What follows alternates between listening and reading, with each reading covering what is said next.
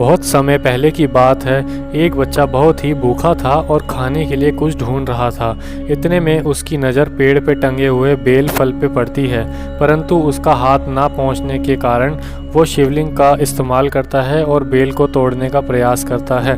वो ऐसा कर ही रहा होता है कि तभी उस गांव के पंडित जी जो वहाँ की देखरेख करते थे वो वहाँ पे आ जाते हैं।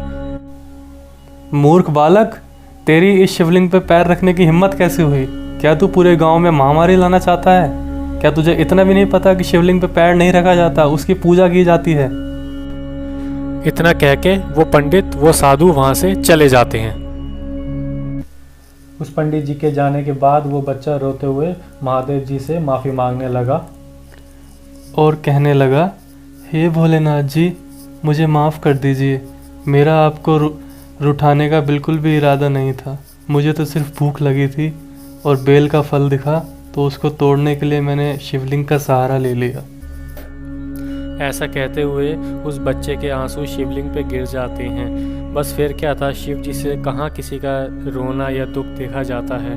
तभी शिव जी वहाँ प्रकट हो जाते हैं और उस बच्चे को दर्शन देके उसको समझाते हुए चुप कराने लगते हैं कि पुत्र, जो भी हुआ इसमें तुम्हारा कोई भी दोष नहीं है। तुम मन से कहाँ ये करना चाहते थे, तुम्हें तो केवल भूख लगी थी और तुम अपनी भूख मिटाने का प्रयास कर रहे थे, जो कि किसी भी तरीके से गलत नहीं है।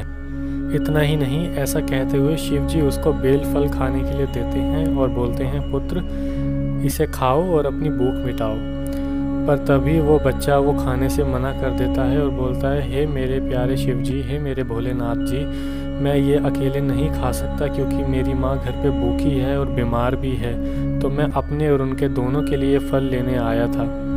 इतना कहते ही महादेव और भी ज़्यादा प्रसन्न हो जाते हैं, बोलते हैं कि मैं तुम्हारे इन विचारों से बहुत प्रसन्न हूँ पुत्र, मांगो मुझसे क्या वर मांगते हो। इसी कहानी से महादेव के भोलेपन का पता चलता है। हर हर